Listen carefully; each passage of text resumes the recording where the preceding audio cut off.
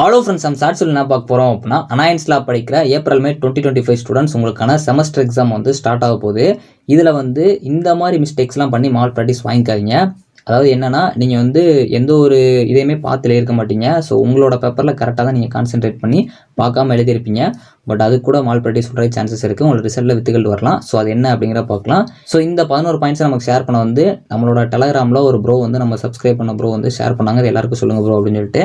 ஆக்சுவலாக 28 பாயிண்ட்ஸ் வந்து அஃபீஷியல் ஒரு PDF கொடுத்துருப்பாங்க. அதை பற்றி நான் வந்து ஆல்ரெடி ஒரு எக்ஸ்ப்ளனேஷன் கொடுத்துருப்பேன். அதோட லிங்க் வந்து நான் டிஸ்கிரிப்ஷனில் இல்லாட்டி வந்து ஃபுல் வீடியோவில் பாருங்கள், கண்டிப்பாக உங்களுக்கு இருக்கும். ஸோ இப்போ வந்து நான் அது என்னென்ன அப்படிங்கிறத சொல்லிடுறேன். ஸோ ஃபஸ்ட்டு வந்து இரவலண்ட் கண்டென்ட், அதாவது ஒரு கொஷின் இருக்குன்னா அதுக்கு ரிலவெண்ட்டாக ஆன்சர் கொடுக்க பாருங்கள். இரவலண்ட்டாக கொடுக்காங்க. ஸ்பெஷல் மார்க்கிங், அதாவது ஃபுல் ஸ்டாப்பு அப்புறம் டிக் அடிக்கிற மாதிரி ஏதாச்சும் ஸ்பெஷல் மார்க்கிங் பண்ணினாலும் உங்களுக்கு மால் ப்ராக்டிஸ் புக்க சான்ஸ் இருக்குது.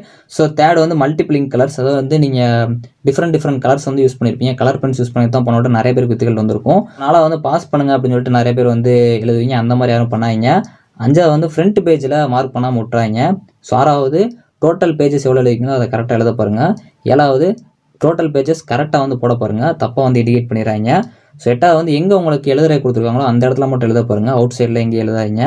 ஸோ 9வது வந்து டிஃப்ரெண்ட் ஹேண்ட் ரைட்டிங் வந்து இல்லாத மாதிரி உங்கள் ஹேண்ட் ரைட்டிங்கில் ஓனாக எழுத பாருங்கள். ஸோ 10வது வந்து எக்ஸாமினருக்குன்னு ஒரு காலம் இருக்கும், அங்கே வந்து நீங்கள் சைன் போட்டுறாங்க.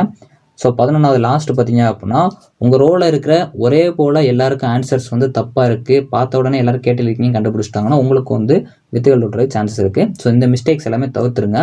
இது போக ஒரு 28 இது அஃபீஷியலாக கொடுத்துருப்பாங்க, அதை பற்றி நான் வந்து ஷேர் பண்ணியிருக்கேன். அதே மறக்காமல் பார்த்துக்கோங்க. தேங்க்ஸ் ஃபார் வாட்சிங்.